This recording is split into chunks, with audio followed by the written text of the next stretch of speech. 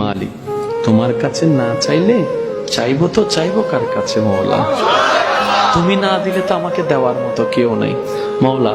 তুমি তো বড্ড দয়াবান, তোমার দয়া থেকে তো ফেরাউন পর্যন্ত বঞ্চিত হয় নাই, তোমার দয়া থেকে তো নমরুদ পর্যন্ত বঞ্চিত হয় নাই, তোমার দয়া থেকে আবু জাহেলের মতো বাটপারও বঞ্চিত হয় নাই মওলা। আমি তো গুনাহগার, আমি স্বীকার করছি, কিন্তু আমি তো বেয়াদব না। আর যাই হোক যেমনই হোক, বান্দাটা তো তোমার, বান্দাটা তো তোমার মওলা। তোমার মতো একজন রহমান পেয়েও যদি আমরা রহমত না পাই, জগৎ তো আমাদেরকে নিয়ে হাসবে মওলা। তুমি একটু দয়া করে দাও না। তুমি দয়া করলে 40 বছরের গুনাহ সেকেন্ডে মাফ হয়ে যাবে। আপনি শুধু আকুতি নিয়ে, প্রেম নিয়ে, ভালোবাসা নিয়ে, নবী রাহমাতুল্লিল আলামিনের উসিলা নিয়ে বলতে থাকুন না।